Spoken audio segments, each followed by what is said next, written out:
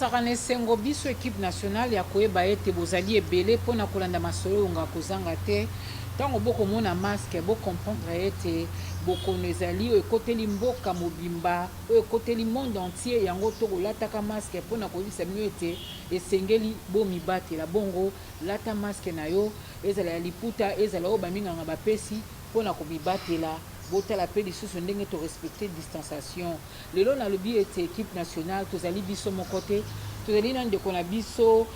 Israël Mutombo oyo azosala émission ne kitoko bosolo na politique mokili momba bazolanda mokili momba bakosepela nango ngai ndeko Zulu na mama Solange kala mingi te tokoyamba mpona bino ndenge générique etalisi mwana mboka Guy Lwando oyo azali bongo sénateur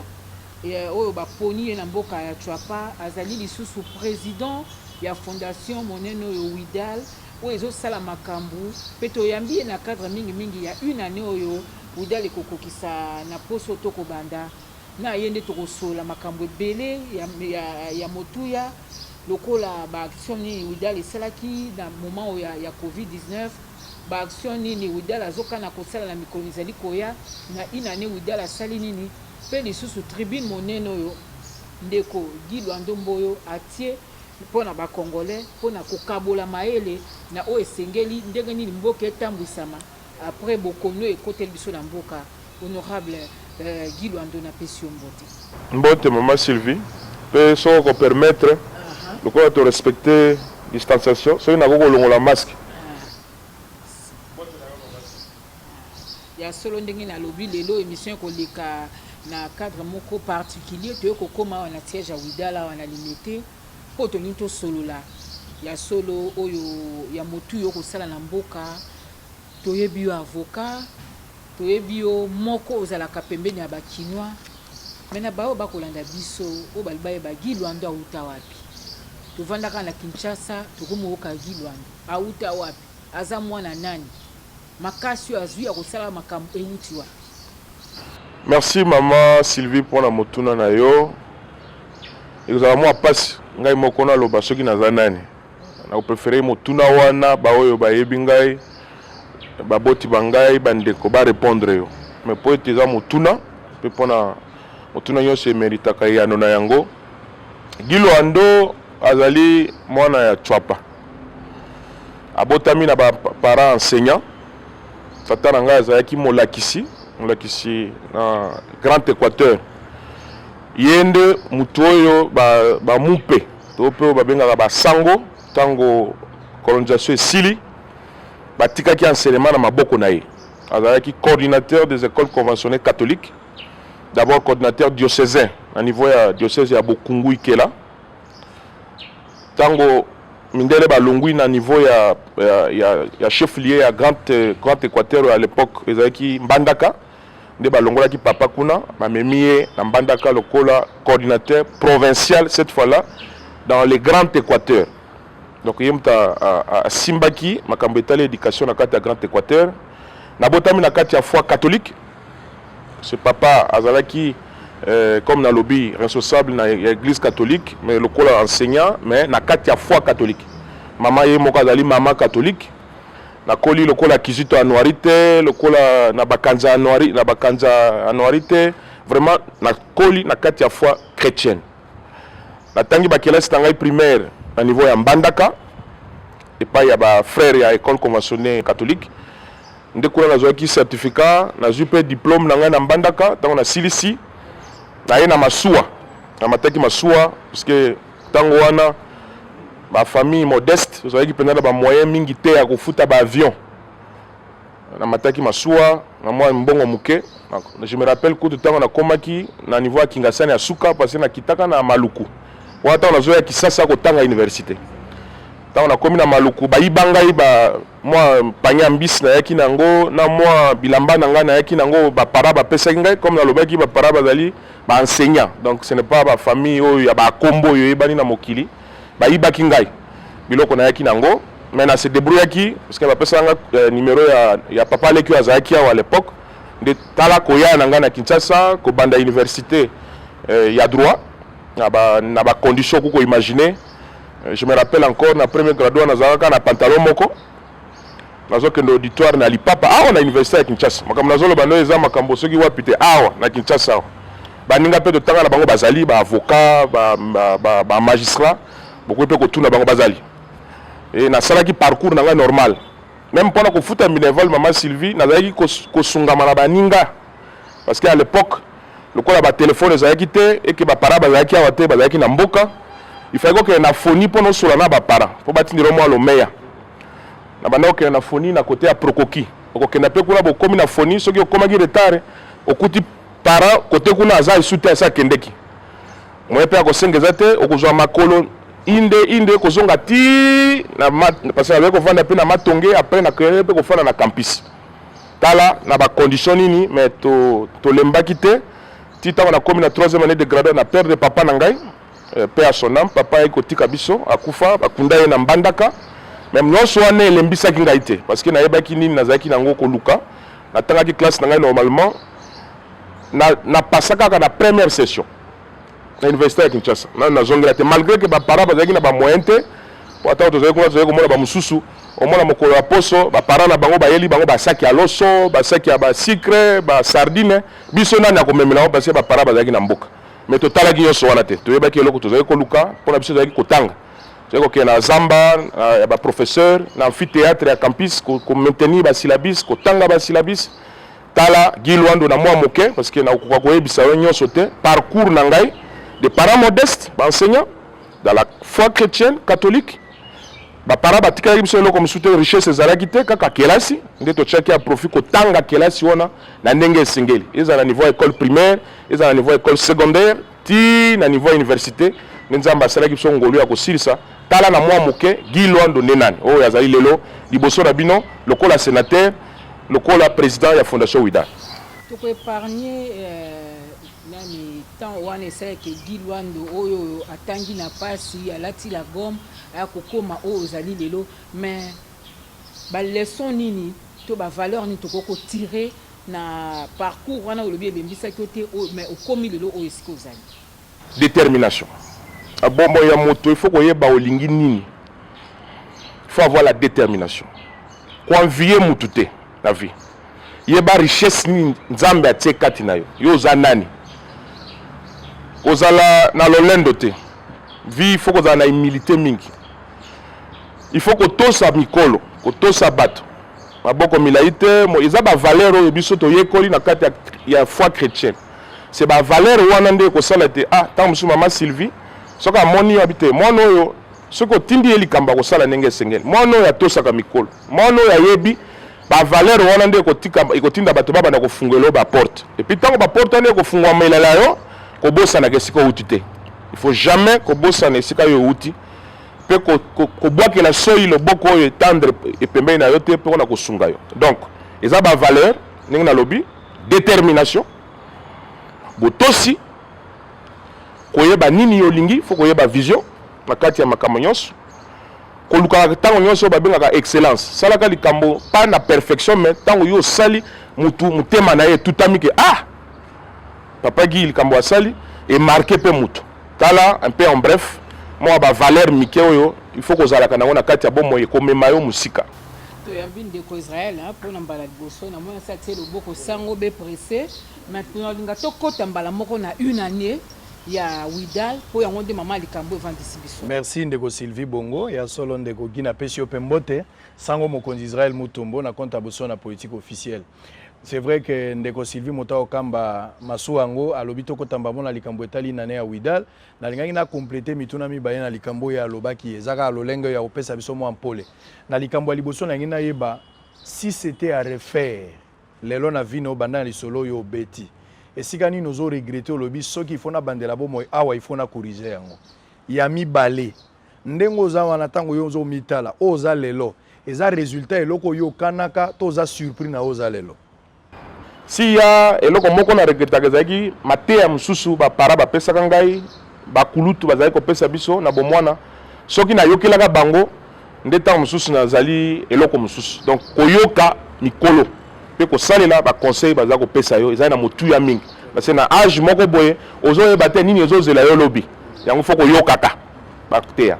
Si c'était nani oyo zalelo ezali résultat exactement ya oyo kana ki ozala lobby to tant musolo bakanga na zala président na linga na zala maçon na ngena zo moto songolo mais vinde pesinga réalité lelo na za sénateur osutuki to yango penza eloko yo kana na kokabula na yo papa sango secret muke nazaki na âge ya 8 ans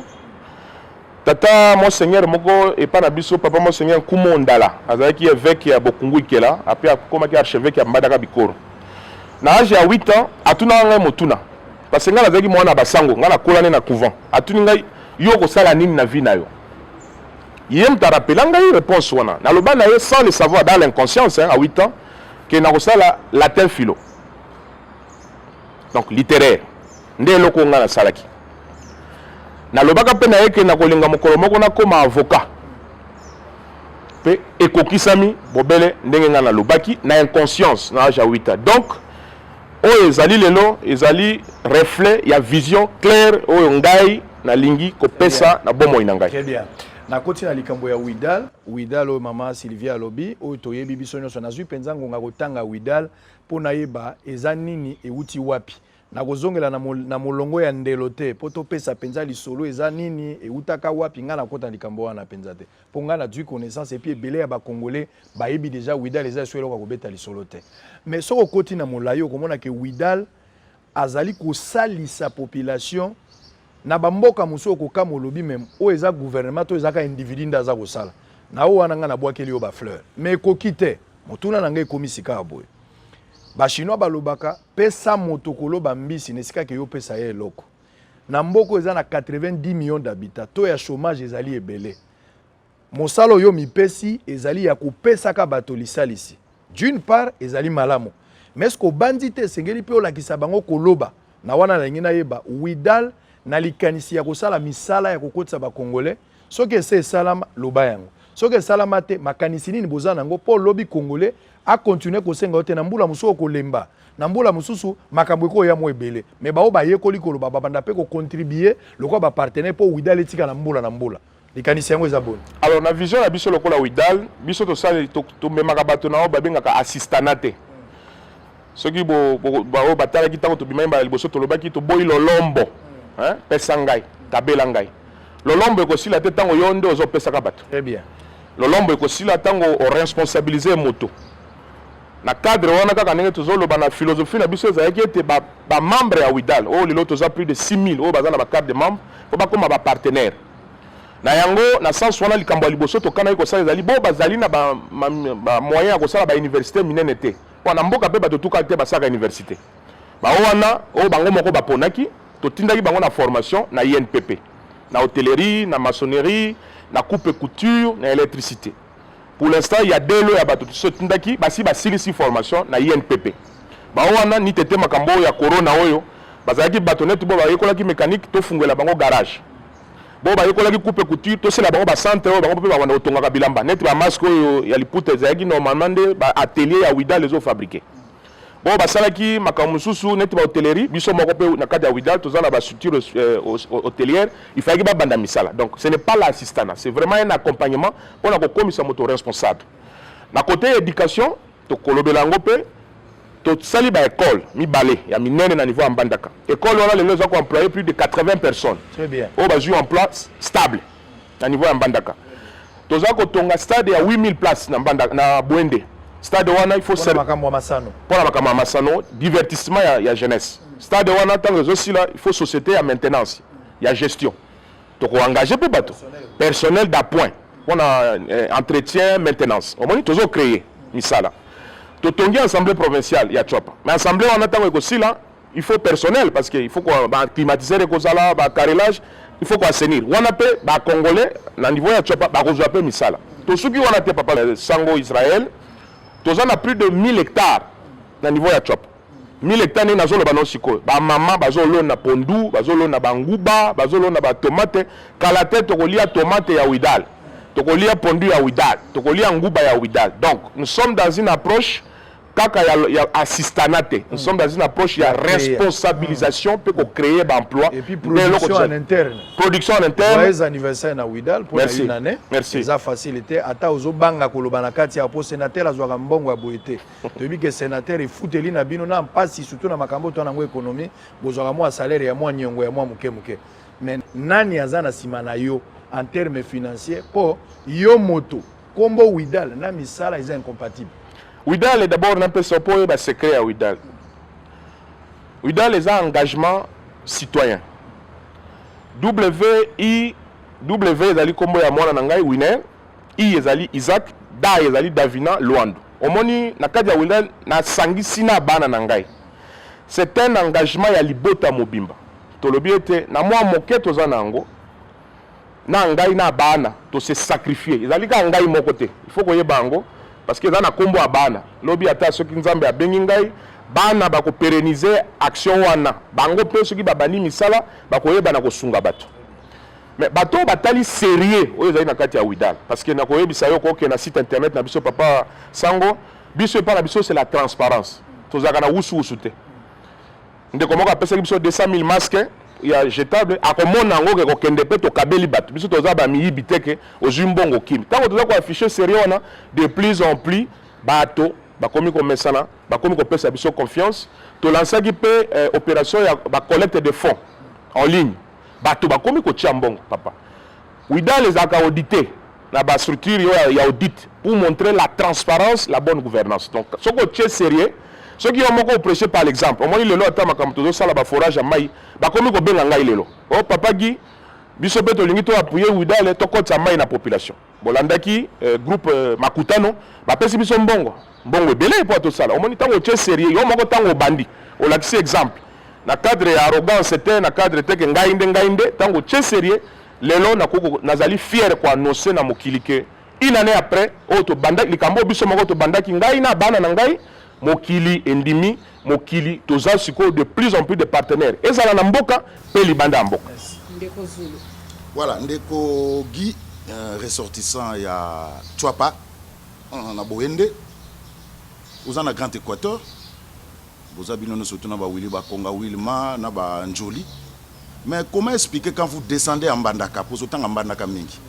soko kiti na Mbandaka ba soko kiti na Boende la province bon le Grand Équateur fait figure d'un parent pauvre. Alors Bino,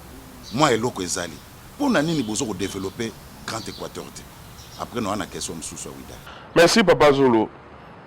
Parmi les engagements citoyens dans la côté de la politique, ezali makambo yo lobi. Je crois que vous présenter un local avocat, naza déjà avocat na la politique au salanil.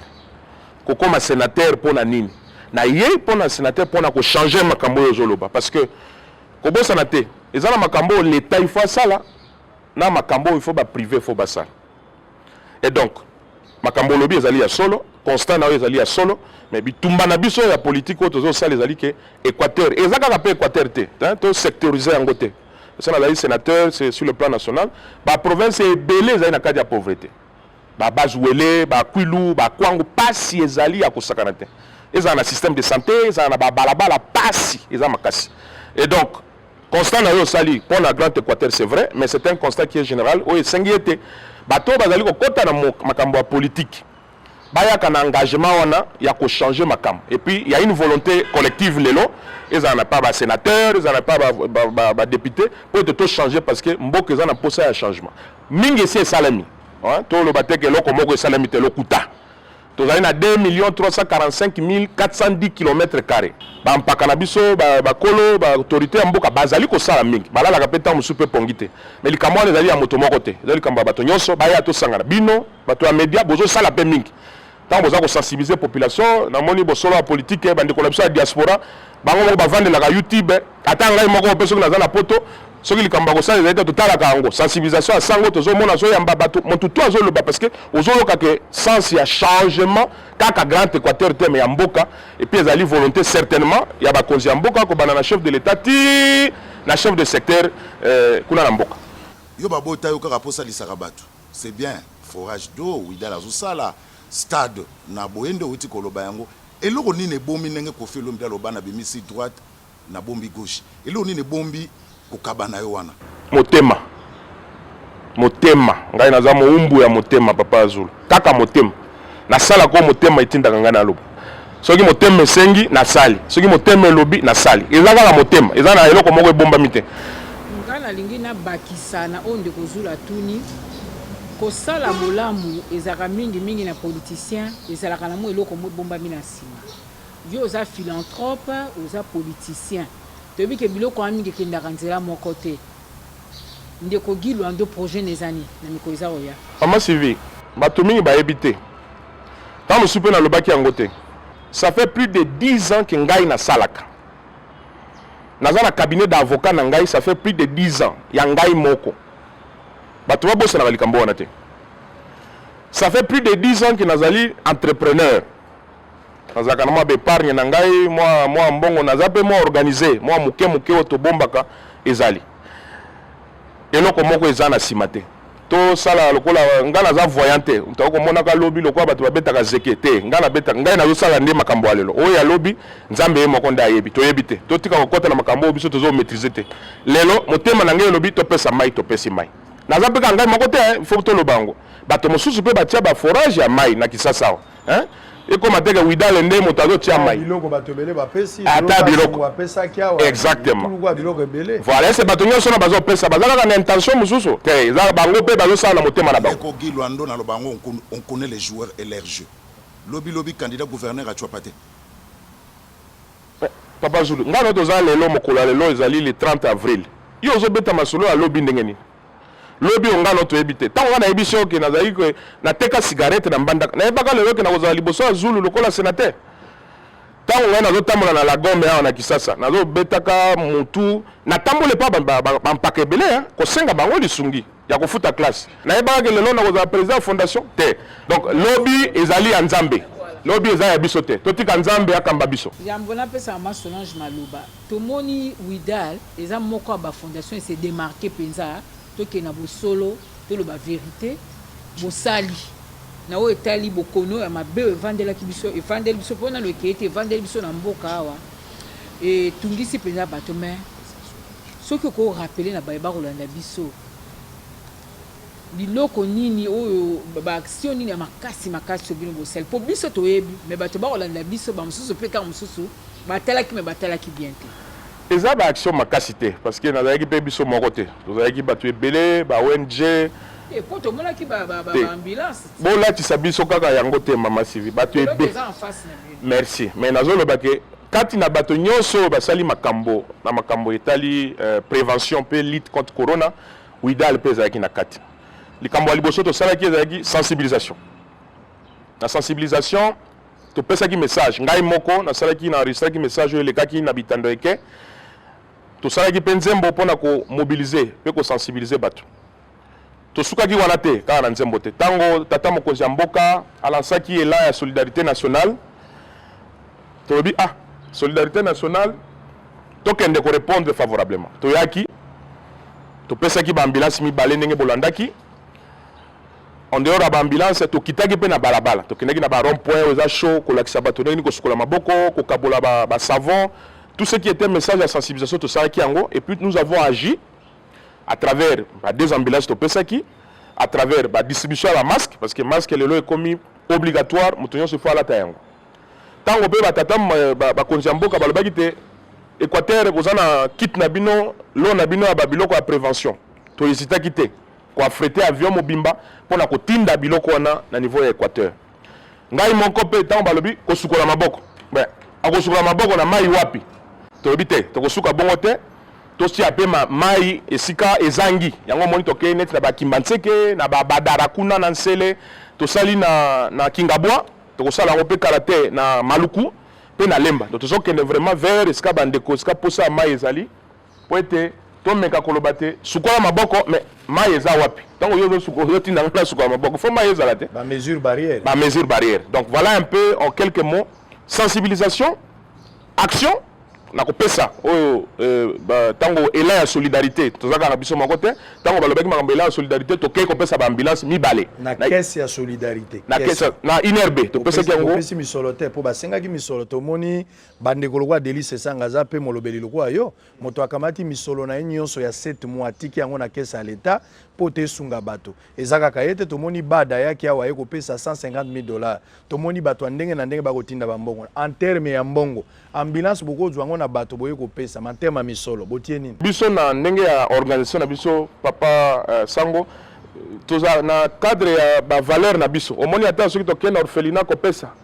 tolingisaka ko elekaka te ata topesaki mbongo tolingaka kolobela te parce que eza na philosophie na biso te mais bandeko basalaki makambo ya malamu c'est très bien tobeti maboko mais biso toponaki tosala mwa moke wana ya kopesa ambulance eza mpe ka mbongo te mpo eza na mwa valeur donc eza selon philosophie na biso ya fondation mais encore une fois bravo félicitations na bandeko nyonso na bakulutu nyonso na élan na bango ya solidarité oyo bandimi bapesa baemolima na bango mpona lutte contre Covid. Sénateur Guy Loando tomoni awa au sali tribune na autant rana lopoto l'après Covid-19 se prépare dès maintenant au pesi moi ba point belé na kati wana na simbi moi moko komi réinventer l'économie congolaise donc esengeli ba bongula ba sala makambo ya biso ya kita ba sala ngolo lenge mosusu toebite soki tango komaki yango omona ite bakosala ngo lolenge mosusu na ndenge nini parce que lelo économie na biso économie ezotalaka à libanda nyonso yaka libanda tango lobi ba bandela yango batala ngo lolenge mosusu na makanisi ngo koyebisa exécutif nini na mokuse ezali photo zala na marché local balobi Congo ezali scandale géologique biso or cobalt nobium manganèse étain et utaka na Congo mais pourquoi pas ba liage oyo moni ba câble électrique oyo to salaka pourquoi bazo fabriquer en Congo te pourquoi ka ba minerai bimaka brut pe ezongela ka biso ba produit fini pourquoi pas avoir ce marché local là na cadre ya corona monaki même ba masque oyo il faut utaka ka libanda on peut pas avoir quelqu'un ici une industrie locale ici omoni to yambi bino na limité awote to bengi esiko quartier industriel ba industrie etondaka o ebele ekangama mapango bakata kata déjà voilà et comment bilamba to lataka mingi na biso awa pona osomba elamba il faut que de Chine il faut que de Dubaï il faut que de mais awa nani ngo akoko fabriquer bilamba mingi zaka bandeko na biso basaka bilamba maputa obe basimisi mais il y a pas un marché local les autres on a posé ba gel alcoolique mais faut ça le maote biloko akolia il faut tout uta bilanga oyebi tozali na 80 millions de terres basa la lolenge boni comment faire tika lo batan lopoto comment faire pour lelo et comme lolenge wana ozo citer kaka si ko autant yo pesi batu il faut pesa bango pe mayele omoni popo sala bo esengeli to ke nanzela songolo très bien il faut qu'on investir tout est outil na misol qu'on investir il faut qu'on identifier nenga na to pesi tambo segment ya agriculture lelo ba banque na biso so ko de fambongo c'est 10 à 12%. C'est trop cher. Pendant que na bamboka msusu bazo déficit na 1% ou bien 2%. Il faut qu'il y ait une politique, il y a financement. Il y a ba initiative privée. Lelo boyebi numérique et koti o bazo benga ba incubateur. Hein, bato bazo créer ba logiciel, ba application. Lelo bana bako fana ndako bako kotanga. Bato na bazala besoin ba financement. Mais financement on fait où à l'état des fois peu ça ngote. Donc il faut qu'on encourage bateau bazana ba projet oyebi le longtemps ngo vandi boy soko check avis ya olobi kina nazo luka ba projet à quoi financer mama Solange oko zata 10 millions de projets bateau bazana ba projet à malamu ningi ni ko transformer ba mbila ko ça mais financement des ozanga donc il faut une bonne politique de financement il y a ba entrepreneur local. Est-ce que Guy Loando azobima le quoi donneur de leçons te pour salika lelo widal omoni ko sangisaka maboke ya batu na ba quartier yango na lelo mingi bazoba pona nini akomona lokola yende ayebi donneur de leçons ayebi te na mboka na biso esika to utina esika to komi poanya nya mona ke to ko réinventer roue. D'abord liboso parlementaire molobeli ya population na kolobela wana mosana ngezali ko sala pe mibeko na lobite ka ba mibeko ezali te mais il faut na participer na travail législatif makambo na zolo bana ezali madusu oyo ezali na kati ya mboka o ngai comme parlementaire parce que ba pona ngai pamba te na yaki ko zwa ba emolima mosana ngai comme parlementaire ezali ko kota na makanisi oyo ezali ko salema na niveau ya président de la république na niveau ya gouvernement pe na niveau ya parlement pour to régler ba problème aux en mboka. C'est pour cela que j'ai été élu. Donc naza donneur de leçons te nazo sala mosala nga ya parlementaire ko bakisa moi likanisi moke na oyo gouvernement ko bosana te. Tango ba benga conseil des ministres tango ba fanda kuna ba lobaka makambo nga na zo lobao. Mais mutuna moto à son niveau. Donc nazo sala mosala nga ya parlementaire nazali pe opérateur na yebisi bino ça fait plus de 10 ans qui nazo travaillé ça fait plus naza na paye lokola souki na kati ya souputé. Donc nazalaka na cadre ya économie naza pe acteur économique eza makambo nga na constater que ndenge nini tozo lia biloko kaka oyo ba mpiodi na boité marché tokuko importer ba produit mais to lia kata ba mbisi na biso pe ya wate ma suivi tomate na biso pe ya wate eza ma betete parce que moni likambo monene eza nini tango mokili lobi frontière ekangami avion matate avion ekitate nde palasi likambo ebandite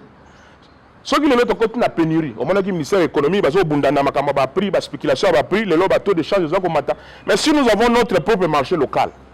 et ko tia biso mo à l'aise atako tokangi frontière ekangami lobi parce que toyebi te tango musu bokono musu pe ko ya lobi toyeba ko bikila d'abord hein to compter d'abord na ba moyen na biso moko nano avant ko tala libanda tala tina naza ko insister que marché wana faut ezala ba congolais bazali na ba idée malamu toyeba ndenge nini ko financer bango c'est ça Paris na biso parce que tant que tu finances mutu wana comme contribuable alors bon coup tampako hein au moins ba implication nango un nouveau opérateur économique congolais c'est un nouveau contribuable de plus c'est $1 de plus qui s'ajoute na budget en mboka bon pour ça la makantina oyo na mukuse kama mama civil mbisa pour ça la makantina etika lettre morte te ngai na komi ba kopesa yango pe na ba parlementaire comme na lobaki ezali débat qui est ouvert makanisi ba scientifique bazali ba professeur d'économie bazali biso to pesika makanisi na mo expérience mo keto za nango sans to lobake bisonde to yebi mais c'est une réflexion oyo ko za la paix alimenter na ba grande réflexion mususu poete s'il vous plaît souci na ngezali après makambo ya bokono ya corona on ait un marché de biens et de services awa na mboka to za na programme moko parce que basaka makambo nyonso mbala moko te il faut qu'on mette en place un programme sur 3 ans, sur 5 ans, sur 10 ans, mais tu as évité, biso pe parlementaire, tu vas vérifier que bolobaki tu réhabiliter usine boy, tu komi wap, hein, musa nangande yangwana, contrôle parlementaire. Tu bengi ministre industrie, yaka na papa. Na programme ya gouvernement ata kopé, ça il faut to le bango. Na corona oyo ko tsabiso na récession. Ça veut dire que na kambo to kanisa ko sala na budget 2020 et ko kokisa maisute. Premier ministre asalo. C'est que makambo zo lobe komi projet à long terme. Yango to lobi. Ça sur à court terme. Yango na lobi kuna l'après Covid se prépare maintenant. Voilà, chaque fois na temps les gens ya mais tout se préparer. Na ba programme et puis na ko tirer ba leçon à lelo pour être avenir ya lobby ezala malam. To panique kate. Au moins temps ba kanga frontière ba to komi na panique. Hein? Tant on va confiner bato la bandako, moyen ta ko li ezate. Bato ba kena ba congé technique et comme panique lelo moni de bezali ba société comme moi mobulu, tout ça eza ba panique parce que quand on n'est pas préparé na ba éventualité nyonso et peut ça vraiment makamania. To boy en préparation. To lingi lobby été, to za la prêt. Ndenge bato musu bazali prêt pour na ko faire face na ba épidémie na makamania se ko ya na kati ya mboka. Ndeko Gilwando so na lundi pour na so kita kotanga tribune na yo na nzela ya internet. So na lundi bien makanisi eza lokola corona oyo eza lokola ebimisi ba sekele ebele so bandako moko ya kana batolo déjà et toboka donc mbule beti tomoni sikoyo mai ndenge etangi na kati po lobeli na oyo etali makambo ya santé po na ni tolobi bongo ifaki corona ya kote ba RDC nombato abe na 50 respirateurs il faut que corona ya poto mona o sala bonani calcul oyo lobi que sur 8266 centres de santé B106 etongami na matériaux durables et loko eza malamu yo pesi na ba solution na o etali secteur à santé et loko nya motu ya toko simba po eza économie et simba marafu mutu na bonne santé nde rende pena to ba moboko ya makambo nyonso. Ma Sylvie, bisogna soko beli oweleli ko kena na maison Schengen. Soko dans la titre de séjour au kamati avion ou aucun poteau. To yeba gite makambo zo le karampoka. Bo bazana mo lo menya na bango, bazana ba assurance ta bango, ba kena na ba hôpital américain, akeni Afrique du Sud, tout ça. Awa bakangi frontière awa soko beli awa. moyen okende France eza te hôpital ekosoigne yo kama centre de santé ezalaka hôpital ekoprendre en charge ata obela na neurologie baspécialité nyonso ya médecine oza obligé basoigne yango système de santé makambo nga na komi wana eza baétude au banque mondiale asali fonds monétaire international basali organisation mondiale de la santé basali mais problème na biso ezalaka mama Sylvie makambo nga na lobi na kati ya document oyo service technique ya ministère santé publique basala rapport rebelle mais eloko moko esalemaka te te soki esibiri ka soro wana ntango corona alobi ekoya ekozala lisusu catastrophe toboyi nde catastrophe ezonga lisusu tosala ni remise en question na budget ya mboka parce que koelabora budget eza eloko mosusu komobilize mbongo eza mpe eloko mosusu il faut toyebaka yango ata batie budget 10 milliards wana bakomi nde kokoma na parlement mais mpona misolo wana 10 milliards ekota na caisse ya l'état nde omoni partout tolobi ya makambo ya bonne gouvernance tolobi yango mpe na cadre ya tribune c'est la bonne gouvernance nde ekosala te misolo toza koespérer komobilize ekota na caisse ya l'état donc système en santé c'est extrêmement important lelo oyebi balibéraliser secteur ya assurance lelo un privé akofungola société de l'assurance parmi les produits d'assurance, il y a ce qu'on appelle l'assurance maladie. Oyebi, toza kolobela makambo lelo santé universelle. La couverture de santé universelle. Oye koya, mikoloza koya na cadre de discussion. Mais santé de santé koya mbabatu. Ça le quoi tant to balaki non? Gratuité et enseignement. Bana ngo bakotanga na école nini? Ba enseignant ngo bakotangisa bana niveau na bango eza nini? Hein? Ozomona, gratuité c'est très bien, mais il faut tout accompagner yango na ba système na biso ya santé, il y a un problème. Il faut total ango malamu parce que santé au proposer qui couverture universelle. Na proposé ango teza déjà akanisio ezali déjà. Mais so na mboka lokwa ya États-Unis économie evanda. Trump a kolemba ko sala makambo wana. Tokuka. Na misoloni. Le but ozali 80 millions de personnes. Soki ndenge bakozi balingi basala na kati ya mboka. Volonté ezali. Nazo ko insister likambo ya volonté. Oyebi soki lelo oyebi singa ke ngana mwasi nanga na bana soto futa $20. Donc papa maman na bana mine ou bana mitano. Okuko kene na consultation, mais consultation okuti nde consultation. Eza biloko ya usu te. Hospitalisation okuti pe mbeto penda ya hospitalisation. Ba kisi ozapela ba kisi te oyo ndenge boye ba kisi mususu ba tonisa ba amidon na kati donc ba propriété chimique eza moke. Ba propriété chimique. Makiaku ba pomporine. Oh kisa lokuta ba osala. Voilà. Et la kisi andengo wana te ke kisi na kati exactement donc propriété chimique yo ko bikisa moto eza moke ba tondisi ba amidona ba biloko monsieur ezanga tina na kati te mais eza penda kisi ya solo ke moto ameli pe bikisi composition chimique yango moni na mikolo ya na cadre ya musana biso to ko proposer ba loi o etali protection des consommateurs il faut na le belango parce que loi on ezalaka te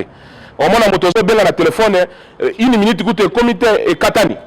moto akolobela yo azate donc maman Sylvie système de santé to beliango te proposer ba solution pour que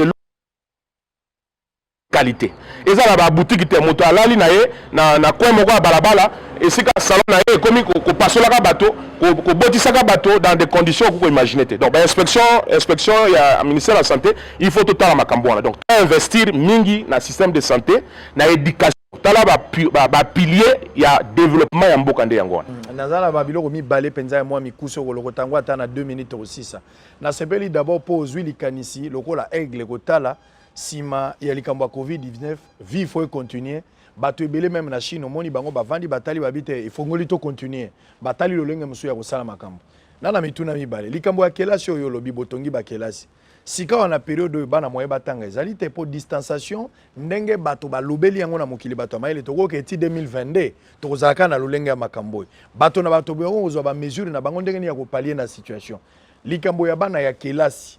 na période oyo politique nini bino bo proposer na période oyo parce que bana esengeli batanga ta bakene bité elo batanga kate mais esengeli bakoba na yango lolenge ni ozomona makambo yango iko kosalama wana liboso ya mibale na makambo etali économie yango pezo zwa santé politique ya mboka na biso et centraliser siège à institution na ba faire nyonso na commune ya Gombe lelo commune ya Gombe za na confinement moye bato bakota na zate nazwi likambo ya Zando lobi nazaki na Zando pona badui makanisi ya kobongisa zando mais ekozonga lelo te na janvier congolais wana zolanda yo za sénateur alia kobe na zando asaka nyonso na zando akovanda ta musu inane akosala eloko te politique nini yo za nango oyo ko iko proposer lelo ole bato nyonso ba souffrir nde ba souffrir lelo na zando mais pendant période ya covid-19 wana ezali kombo après te na période oyo politique économie nini gouvernement provincial ton central bakoki ko adopter pour sauver les meubles pendant cette situation à Covid-19. Alors, sango pour netali makambo éducation, bisika mususu na lobi na bino likambo ya numérique, ba incubateur. Na bamboka mususu basali ba application. Bana atako bazokele na classe te, na tablette na ye, aza na ordinateur, azo sala ba devoir, hein? Mboko internet ezali. Azo sala ba devoir, internet na énergie. Il faut ça l'utilité. Voilà. Après ministre Willy Bakonga zo bunda yango pe azo bunda très bien. Tout le monde télévision mobimba pour éducation. Ici quand nous so étando que ezalité. La te po ba pe na courant. Baza pe na courant. Voilà. Donc initiative za malamu mais ekosunga ba province quelques provinces. Donc je salue d'abord l'initiative wana ya ministre Bakongo eza initiative du gouvernement, c'est photo moi na Tchapa ministre d'état na biso ya Tchapa. Donc initiative du gouvernement ezali malamu mais ezali ko résoudre un problème moké. Bisika tout bana ba comme na incertitude. Ngayo comme un promoteur ya bana bazo banga bazo c'est chef c'est toko sala ndenge ndenge pesango alobita musoko na 2022. Donc to na ko investir na tout ce qui oyo ko sunga ete atako toko ko mona na ndeko côté bato basaka ba benga ba vidéo conférence oko so na bato bazana mokili mobimba mais senga ka internet malamu courant pe malamu. Voilà, donc il faut que nous ayons investir sur le numérique, dans l'incubateur, pour développer l'application. Mais, vous voyez, les Congolais peuvent faire des school app. Les applications, les Congolais peuvent faire des e-class. Exactement. Voilà, mais on a school app, mais encore une fois, accès à Internet, ils allaient ensemble à territoire, il faut tout aller la moins mingi. Le gouvernement faut investir parce que et puis il faut que ça banane sur chance exactement exactement et puis que le gouvernement doit se pencher nango mais to beta CP pour être internet accès à internet aux ali droit ya bateau sur bazana il faut qu'on crée une app to ebite tam soumis sur les athées gouvernement normalement en situation normale et na ebi yango parce qu'ils sont en discussion au niveau du gouvernement il faut on y va PME. Bato bateka na net na bazando bazala petite et moyenne entreprise. Bon bazali répertorier, bazana ba numéro ba futa ba patente na bango. Normalement il faut bazana minimum. Le gouvernement ko ba les États-Unis ba 2000 milliards de dollars ba ko injecter dans l'économie. Union européenne près de 570 millions de dollars. Pour la ko kende en aide na ba soto e kangaki, au moins ba lobaki ba ba futa ba loyer mais il y a teka moi biloko bayer etam so akami maboko pour na 2 mois mais lobi akoya ko se bongo loyer. Mutuana tanga kufungula boutique na ye recette zata kufuta loyer na mbongo nini. Donc il faut tout malamu atako to ko katoza na récession mais il faut une politique ko kende vers ba FEC organisation pro patronale lokola ba FEC ko solona ba to ba FEC l'autre pour l'état d'urgence ba surtout ba kufuta ba salaire ndengeni ba impôt l'état fait ka zo pendant période d'état d'urgence l'état ko ba compenser ngo ndengeni. Donc il faut vraiment que le gouvernement kende vers ba PME vers ba société ba solola pona ko tala manque ko zala nini ba risque ya ba perte ya ba emploi et ko zala nini ba revenu au gouvernement ko perde ko zala nini pour que total un plan stratégique pona ko sauver l'économie après Covid. Ce qui était papa et ko zala catastrophe to boyi to revivre catastrophe na mboka. Ndeko sénateur ba mituna pe mi balé mi kuse ko ba bi tango se komi ezoke na makasi lelo tozo to komona ba message d'espoir likamba Covid. Ba pays mususu ça ba message d'espoir mais biso awa mois d'avril ekozala matata mois de mai ekozala matata wana bloqué ya docteur Muyembe naningi yo en tant que sénateur tant so docteur Muyembe azotala yo na Madagascar babandi kobina basoda bazobina présence za kobina bazu ya bango kisi nana sala effort congolais o ba négliger kawa toyebi ba kinois pour tous les la docteur Muyembe fungola je azo ngo fungola jete. Lelo Jérôme Makoti, est-ce que message nous copie sa docteur Muyembe pour te rogalo bilbi batie bakal soka komi message nous copie sa docteur Muyembe pour te boyi bakal afungola jeu pour Jérôme Assala qui de quoi il est capable na Madagascar el boso ya mibale na ba message na ba mesure bazui ba congolais ba se plaindre na mesure moko ba matanga yo za sénateur est-ce que ce qui Covid de sili boko voter biso loi te matanga etikala kaka ndengwana e uti bimekei pour ekoma feti ba tailleur ya basi ba kopesa muta kufeli transport apesa ba transport boko voter loi mote matanga etikala kaka ndengwana ndeko Zulu oyebi na économie balobaka ba besoin ezali illimité mais ba moyen ezali limité. Ça c'est notre cas. Mais face aux moyens limités, c'est là où intervient la notion de gestion. Koyeba ko privilégier ko affecter ba ressources tozanango na makambo e ko mema biso e ko tinda biso to kende liboso. Docteur Muyembe boyebi azo sala musala monene na kati ya mboka bandaki na lutte contre Ebola. Gouvernement pe ba meki ko tia mo ba moyen na disposition na ye mais ba moyen ngo pe zo ko kapenza te photo lo bango. Soko ele lota na rond-point Victoire esika bato bazo mata na bisi esika ko sukwa maboko ezate na mokolo lelo. Tous c'est exact confiné ka na Gombe. Atako na Gombe ngo tango zo le ka ba point ngo d'entrée. Obi bokona wana ndenge ba spécialiste bazo loba okoza na nzoto mais ba symptômes zo la kisate. Ko prélever température les malamu. Mais yo zo prélever température tant on mutuana nanu fièvre bandité et pourtant ça déjà na corona. J'aurais bien voulu que na ba point o est entré na Gombe basa la grande dépistage. Savon pe stili nango ya to. Voilà, na ba mayo la chlore wana. Bazo cha chlore na kati. Exactement. Balobi bazo bakisa ka mosusu na kati. Donc ça va tomber bon. Maye ko moi lekeleke. C'est sur dosage. Donc ko zo température les malamu mais ngala ngaki na kati prévention, il faut battre dépistaka. Comme ça, tu y es, comme non 500. Nous mais 500, on a un solo besoin le kuta. Voilà. Donc, nous avons insisté pour que, c'est vrai, il faut les que le cadre d'équipe à riposte, mais il faut aller au-delà de ça. Les longs, on a senga vraiment, nous avons insisté. Bougoumès, bâti à point de lavage d'eau dans la ville, province à Kinshasa, ne fils que c'est que mataka bus. Forage peut s'engager à la partout na moment on a passé maïzat. Alors toko sala ngo après pe bato musuba ko ya la kisinini omoni kaka omoni olobili kambo na le contraire. Bref toko kende forage et ko lobinde que na cadre effort ya gouvernement même kana ko tala. Papa Zula lobili kambo ya bibembe. Te na tondité. Likambo ya Jérôme Sokaye babi makoleza na nzela. Po ça te babi na Madagascar. Et ça lokola Sadio Mané zo gagner na Liverpool. Sokaye ko gagner kakao. Asa te babi na Madagascar soka yé bacha ekal to bacha ekalte po te ba congolais muye mazulu ngofungola jeté. Papa Zulu na émission moko na lekaki na expliquaki na lobi makambo ya gestion bokona ya corona eza makambo ya politique te eza makambo ya science ba épidémiologue ba grand chercheur ba pesa biso ba solution soki ndeko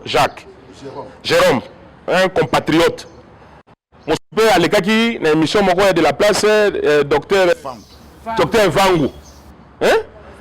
Baza ebele. Oh mutu na formule na ye, o pe za ko prouver que formule ngo pe zo pesa bien. Mais non na yo ki ata mukolo moko te ke ba bengi bango ba scientifique wana. Chef de l'état sali ngo bravo, to pesi longonya mingi na mokonzi ya mboka. Mais en dehors na docteur Jérôme, ba docteur musupe bazali awo, musupe kutu pe ba se déclarer te. Mais na lingai quand même que ba sangisa ba mayele nyonso ya mboka na cadre de recherche scientifique,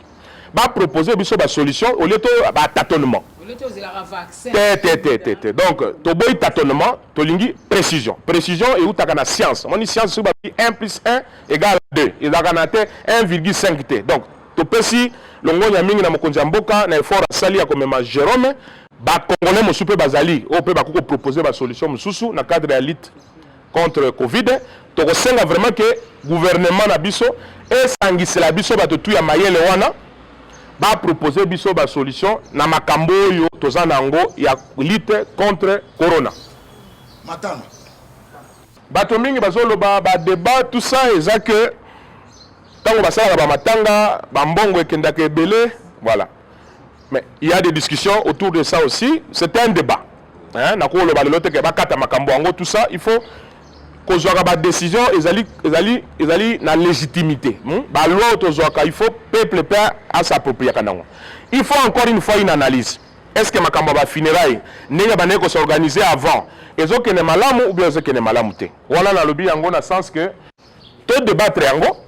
total les pour et les contre, hein? est-ce ndenge to célébraka ba matanga bato bazo mataka ba musu bazo longolaka ba bilamba na ba mituka et là tu n'es pas ba jeune fille en moté voilà ba spectacle kili est-ce que ça malamu pona éthique pona civisme ou pas donc on est allé discussion moko eza ouvert bato basaka mibeko eza ba na niveau assemblée provinciale toko zongela ngo mama Sylvie naza disposé mama Solange mutuna muke kaka pona bongonga honorable Guy Luando lelo tomoni ekomi kaka kende parquet yo ozali avocat ozali pe bato ya mibeko est-ce que toboyi teza makamba ba scientifique mais bino boya bakeli mibeko yango po sali biloko nyonso tout pona kosunga lelo yo est-ce que bobandi déjà ko se renseigner po lobi ko Mateo Muyembe parquet kingani kuna parquet bosi bobandi ko se renseigner po boyeba misolo oyo bato bako pesa pour na bonne marche ya gestion ya crise sanitaire oyo bozo luka da ko yeba po to kota suna kata mbilinga te e ko masuko kanga bato kili bino bakeli mibeko takata tribune alobeli makambo bonne gouvernance elingi koloba transparence mibeko ya mboka ba misolo ya mboka soki ekoti na kese ya l'état il fait ça po baloba pa pe ba ko pesa population da komi koloba lubango mingi to yoki bazo so mbongo bazo so ba million yango tribune eza kolobela makambo ya bonne gouvernance faut gestion ya ba denier public ezalaka transparent ezalaka usu te lokola eloko moko ndenge ya il faut ezalaka transparent donc bakonzi ya mboka bayebi loi de finances ezali ba norme ezali bato bapesaka mbongo basengaka mpe bamona ndenge ni mbongo yango ezokende toki ntango mosusu nani ministre ya santé eteni alobi yo topesi $2,800,000 na équipe ya riposte toyeba te $2,800 yango ekei wapi ti lelo baconsommer combien naoki mpe banque mondiale bazotinda lisusu soki 300 et quelques millions de dollars je sais pas très bien le chiffre mais bambongo to wana ezokende wapi donc je suis d'accord ozoyoka débat na bato nyonso balingi baloba transparence tokosenga vraiment na gouvernement oyo ese bandi kosala mosala monene na chef de l'état pour que bapesa biso menu wana ya transparence pour que ntango bosolo ya politique ou bien équipe nationale baza na besoin oyo etali makambo ya mboka ezalaka na omoni tolobi likambo ya sincérité ya bacompte ya l'état principe moko important ezali c'est la sincérité des comptes il faut mpe bakonzi bandimaka baaudite bango soki oza mokonzi ya mboka neti yo mama Solange babengisi yo mama outaki mission de service bapesaki yo mbongo boye ekei wapi facture hôtel eza wapi on afutaki taxi isika mosusu bajustifiaka mbongo ya l'état donc nous voulons vraiment qu'il y ait la transparence yango nde kosala ete bato bapesa biso confiance baya na misolo parce que kobosana te mbongo ya l'état eutaka kaka na mpako te l'état mpe adefaka mbongo omoni ministre ya finance alansaki oyo bazobenga babon du trésor mais bon du trésor ezali na marché financier local mais tokoki kokende mpe na sur le plan international na bourse koleve mbongo mais mpo na moto apesa mwa eloko il faut inspirer confiance donc tosengi vraiment confiance ezala transparence na gestion ya mbongo na cadre ya gestion ya covid. Sénateur Guy Luando émission esili merci toyebi ete calendrier nani covid oyo déranger ba calendrier ebele ntango mosusu soki ezala le premier nani le 5 mai wana soki eyaki mambo ya covid oyo te nakanisa mama Deborah Luando bakoka mpe kokita mpo bakotaka masolo yango bongo mpona makambo yango ndenge ebetami nango boye calendrier ekufi me na yuna nango anniversaire eleka ndenge nini na pasi na motema parce que oyo nyonso tokanaki kosalema te tolingaki tolancer projet moko ya monene tobengi yango Lady Agri ndenge kolakisa bamama kolona mais tomoki tosala eza te baévénement nyonso tokotala tout en respectant banorme ya état d'urgence ndenge bakonzi ya mboka baza kokamba biso tokotala ndenge nini tokofete yango mais ntango mosusu tokofete yango na ndenge ya fete te parce que touti mpe na bokono te toperde mpe bato ebele baninga bato mingi batiki biso na cadre ya maladi oyo ya corona anniversaire moyen tosala yango mpena na pompe te ekozala te tokoluka format nini après réflexion na bureau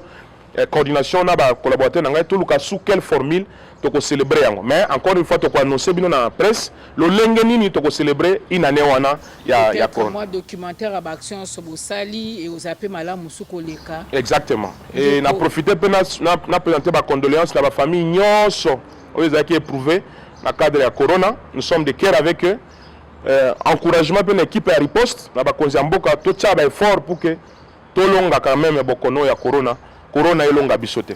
matondi na ndenge ondima kopesa biso 60 minutes po tosola na yo to féliciter au pe na mosala kitoko ozwi po kongola linga mambo akomate ozwi tan okomi otia ngo pe boye na mwa lokasa po otia na disposition ya bandeko po na okabula mwa makanisi ya motuya na o etali après covid 19 matondi na mino ba banso bolandaki biso na mokola lelo na rappeler na mino ete toyambaki po na bino sénateur Guy Luandomboyo o azali bongo président ya fondation Widal matondi nde tokutani na mikono ezali koya.